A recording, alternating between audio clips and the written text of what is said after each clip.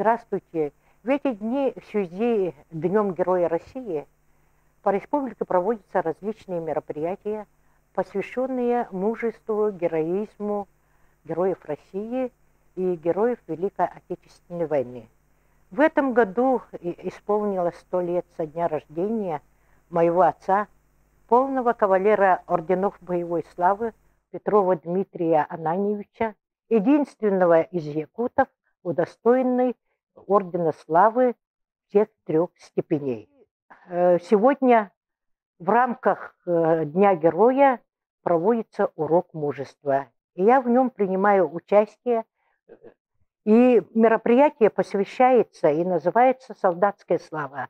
Она посвящается не только моему отцу, она посвящается героизму наших якутян, тому героизму, который они провели на фронтах Великой Отечественной войны, удостоены орденов славы разных степеней. Их всего по республике около 700 человек. В нашем Улусе, например, 48 человек удостоены удостоены ордена славы 3 степени. Хотелось бы, чтобы наша молодежь изучала боевой путь удостоенных ордена славы, и хотелось бы в увековечении их подвига вышла книга, вышли фильмы. Алас, где родился отец, это живописное место. По ней протекает великая река Тата со своими притоками. И местность находится у подножия горного хребта небольшого, на котором прямо заглядывают на этот Алас 3 великие горы: Очут, Глиняная и Белая. Годы детства отца проходили в годы становления советской власти и гражданской войны. По местности Тастах проходили бандитские отряды, и однажды белогвардейский отряд заглянул в их балаган. В это время отец был единственный со своей матерью. Отец его находился где-то в отъезде, и эти бандиты занесли единственное их мясо и стали готовить. Отец тогда был малолетний, ему было всего 4 года. Он не постеснялся, подошел к бандитам и сказал: «Дайте мое мясо, дайте мое мясо». Естественно, бандит, значит, выхватил свой нож и говорит: «Ты ж такой шустренький такой, наверное, из него вырастет красный орел». Надо было ему в живот спороть. И тут кинулась мать из Цисхотона, выхватила своего сына, и, конечно, укрылись они в Хотоне. И вот мать рассказывала: «Мой сын будет смелым человеком. Ты никогда, говорит, не бойся говорить правду. И ты всегда защищай свою родину, свой родной Алас». Отец рано остался сиротой. Его отец умер от несчастного случая, когда ему было 4 года, а мать умерла от тяжелой болезни, когда ему было 7 лет. И они остались вместе со своей сестрой Марией младшей, остались сиротами и воспитывались у старшей сестры, которая уже была замужем. Их воспитывали зять и старшая сестра. А когда сестра умерла, конечно, он воспитывался у своей сестры Марии II и у зятя Будикина Василия. Он часто вспоминает свою мать. Это был очень близкий человек для нее.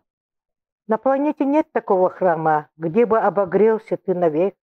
Так согреть ли может только мама, самый главный в жизни человек. Если голова твоя поникнет, мама, это дар твоих сильней. В час, когда тебя беда настигнет, то ее молитвы всех сильней. Он учился в начальной школе у своего Аласа, местности Немида. Это была начальная школа. Но потом, значит, в старших классах, 6 и 7, он учился в Обнинской школе, которая расположена была в 20 километрах. Естественно, детвора все время бегом ходила туда на 20 километров. Ну, а в зимнее время часто им приходилось передвигаться на лыжах. Ну и таким образом он стал, конечно, ловким, сильным и увлекаться спортом. На длинное расстояние он мог пробежаться на лыжах и даже в районном соревновании, говорят, занимал 3-е место. Также он увлекался хапсагай и прыжками, значит, национальными видами прыжков. В школе выпускалась стенная газета «Прожектор» и литературный журнал. И отец, говорят, охотно писал там стихи, заметки. Действительно, после войны он написал свои воспоминания. Я читаю и думаю, в основном-то, имея 7-классное образование и 1 курс культпросветучилища, он очень грамотно писал и очень литературным слогом излагал свои мысли. И это вижу я по его книгам, его воспоминаниям. После окончания Обнинской школы он поступает в культпросветучилище города Якутска, но там он только проучился год. В 1940 году Иосиф Виссарионович Сталин прекратил оплачивать им стипендию, потому что наступала война. Надо было, значит, экономику укреплять. Поэтому отец-сирота, он не мог там проживать, он не мог обучаться, и поэтому он вернулся. Поступил он в промкомбинат. В промкомбинате, это промартель, был председателем, бывший председатель Совета Даты, так, бывший организатор колхоза Ворошилов, и он был директором, и взял его в счетоводы. Действительно, он ему оказал большое доверие, и действительно отец, видимо, был грамотным и сметливым, и он начал работать счетоводом. Когда наступила война со своими друзьями, он попросился, конечно, на фронт. Но поскольку они еще были молодые, и поскольку Промантель была бронирована как промышленная организация, его пока не отправляли. Зато им посоветовали заниматься, значит, военным искусством. В это время, конечно, ворошиловские стрелки, сдача норм ГТО, ПВО, это стало уже нормой жизни, и молодежь этим занимался. И когда он был направлен в 1942 году, значит, на фронт, вначале они собрались в Забайкальский военный округ, там их обучали. Как лучший стрелок он был направлен в 10-й Ивановский стрелковый полк для обучения солдатским специальностям. Он прошел там курсы автоматчиков, пулеметчиков, снайперов. И я думаю, тут многие из сибиряков поступали, из Якутии тоже, наверное. Поэтому его нужен был человек, который психологически мог бы иметь к ним подход и мог бы говорить на их языке. И его оставили в этом полку готовить снайперов. 5 месяцев он там был, 3 раза он просился на фронт. И в 1944 году, самый переломный момент, видимо, снайперский полк получил тоже квоту на подготовку танкодесантников. И его направили на фронт. Он был направлен в 11-й танковый полк и на ходу учился танкодесантнику. Пишет он в своих воспоминаниях, что это была очень трудная учеба, что денно-ношно они, значит, военное дело изучали, но кроме того осваивали и другие теории танкодесантного дела. Я думаю, тут они изучали, наверное, вооружение противника. Танки, как устроены, тигры, пантеры. Он участвовал в боях по освобождению Украины от бандеровцев, освобождал Европу и участвовал в берлинском направлении, дошел почти до Берлина.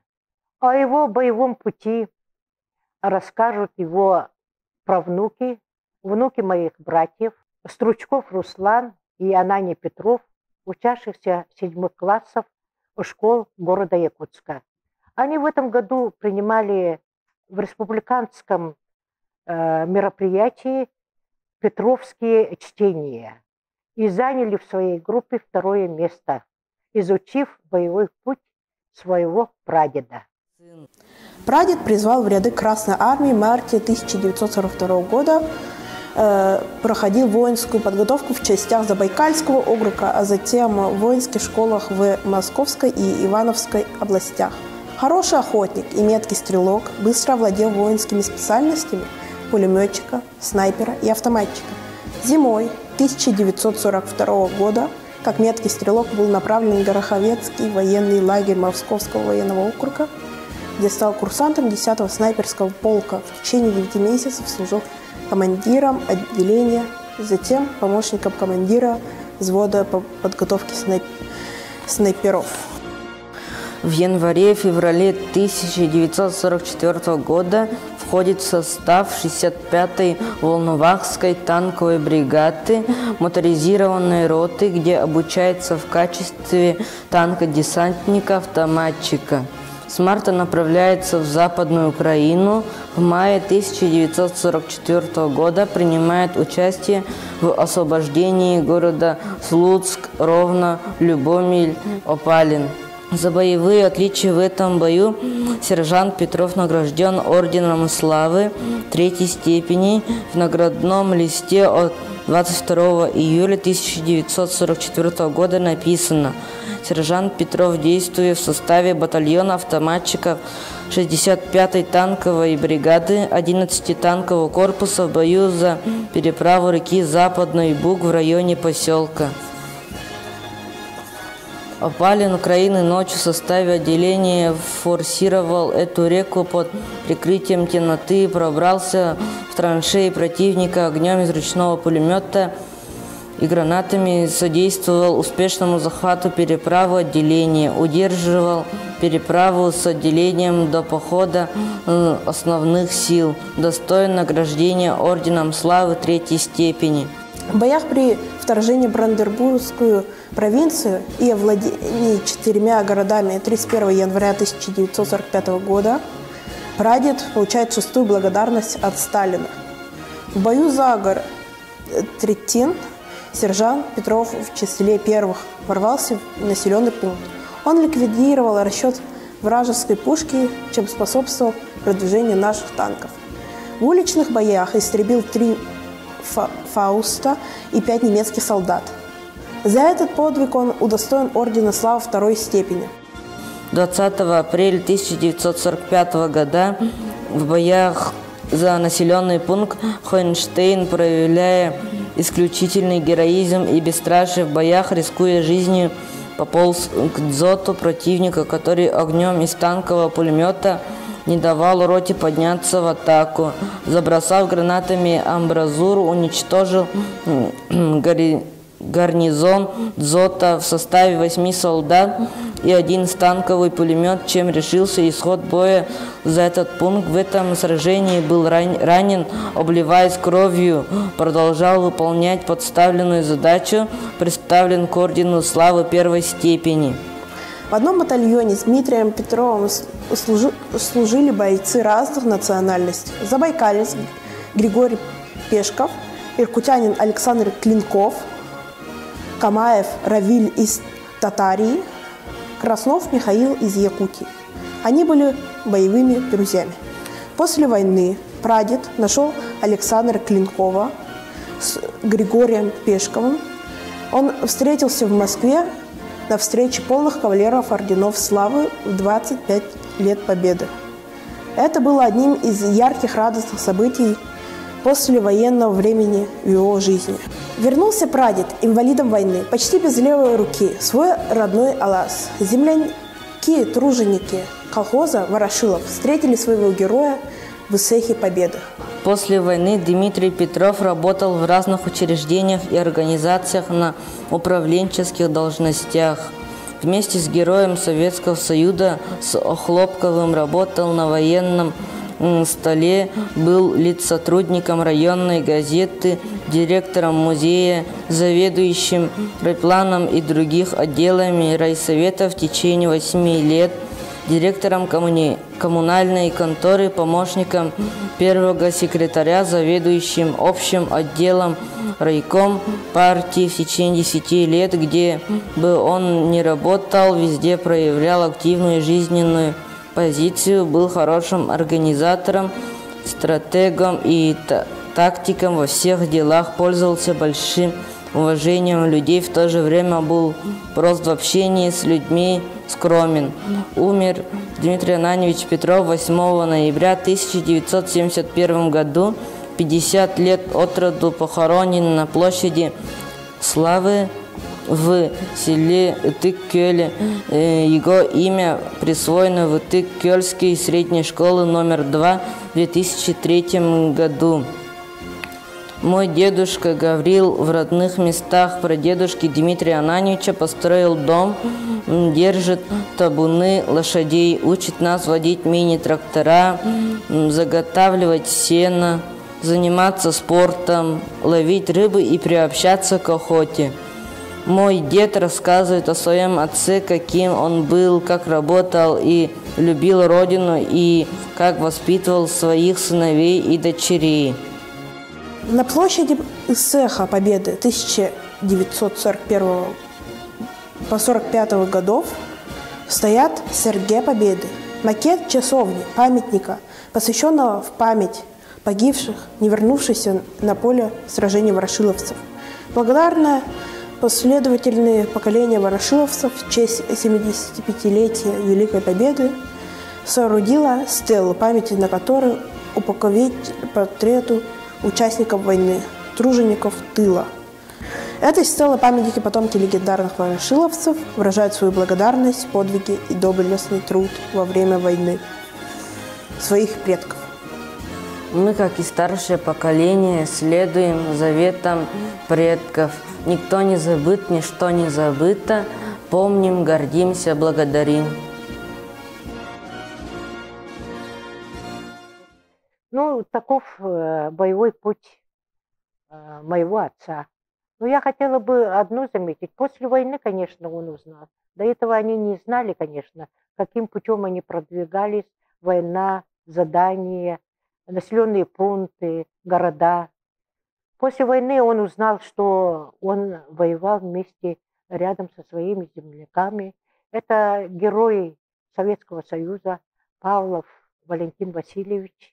Павлов Валентин Васильевич был командиром 3-го танкового батальона, а отец у нас служил в 12-м мотострелковом батальоне.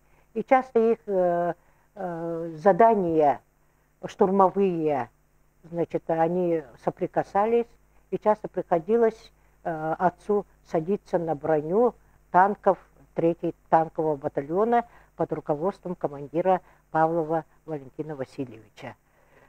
Чусовской Николай Николаевич, герой Советского Союза, тоже уроженец Якутии. Он тоже служил в Первом Белорусском фронте. И вот Зейловские высоты. Отец мой тоже в них участвовал, но он участвовал в составе 11-й танковой бригады, а, значит, Чусовской он в составе 8-й, значит, танковой армии, но он руководил, был командиром стрелкового батальона. И за Зейловские высоты он был удостоен звания Героя Советского Союза. Как уже рассказали, отец был ранен под Хоенштейном, и благодаря его героическому поступку Хоенштейн был, значит, завоеван нашими танками. За это он получил орден первой степени славы, но ему это присудили решением, указом Президиума Верховного Совета уже после войны. В 1947 году он получил этот орден. С 2 орденами в 1946 году, после годового лечения в госпитале, он вернулся на свою историческую родину. Левая рука у него почти сохшая была, но тогда был приказ Сталина: тех, которые ранены в руку и в ногу, надо их полечить, чтобы они были полноценными. Ну, отец с одной левой рукой, сохшей, вернулся на свою родину. В 1946 году произошла историческая встреча колхозников-ворошиловцев со своими героями, оставшихся в живых и вернувшихся с поля битвы. На Исехе Победы в 1946 году вручали медали, сталинские медали за самоотверженный труд труженикам, колхозникам, которые трудились в тылу. У нас, у потомков ворошиловцев, есть историческая фотография, которая стала брендом, переходит из рук в руки, переходит из книг в книги. На этом фотографии запечатлены участники войны, вернувшиеся с фронта, и труженики тыла, которые награждены медалью за самоотверженный труд в тылу. Встречая этот юбилейный год, мы, потомки ворошиловцев, поставили большой стенд из 216 портретов участников Великой Отечественной войны и тружеников тыла. Увековечили их портреты на гранитах. Также мы воздвинули вторую стелу, на котором есть списки погибших, которые не вернулись с поля битвы, которые неизвестно где захоронены. Их всего у нас 52. 59 – это списки наших ветеранов, которые вернулись с войны. И 111 ветеранов тыла, колхозников, которые трудились в годы войны. А различные мероприятия, спортивные соревнования, конкурсы, смотры мы посвятили нашим предкам, их боевому подвигу, их трудовому подвигу. Например, спортивные соревнования проведены на имя мастеров, выходцев из ворошиловцев, на имя Валерия Иванова, Владимира Андросова, Виктора Харайданова. Все они являются сыновьями участников Великой Отечественной войны.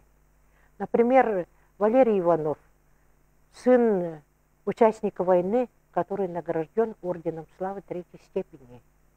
Владимир Иванов является сыном ветерана войны, награжденными 3 орденами, медалями. У Виктора Христофорова его дяди погибли на фронтах Великой Отечественной войны. На имя Ивана Сысолятина, поэта, проведен конкурс, очень интересный, конкурс на сочинительство своих стихов. Это было очень интересно. Оказывается, у нас многие пишут свои стихи. Смотр национальных костюмов, например, проведен на призы имени Ульяны Уваровой, которая приняла участие в ДНХ и была одной из первых мастериц по пошиву национальной одежды. И, естественно, конечно, тут у нас оценивались авторские работы. Народ действительно талантлив. И спонсировали их клан Уваровых, дети, внуки, значит, участников войны и тыла. И таких инициатив у нас очень много. Конкурсы Олонхосутов и Тойксутов проходили тоже на призы наших именитых Олонхосутов и Тойксутов, выходцев из колхоза ворошиловцев. На этом юбилейном цехе мы, дети Дмитрия Ананьевича Петрова, основали соревнование по многоборью, которое будет проводиться через каждые 5 лет на цехе Победе ворошиловцев.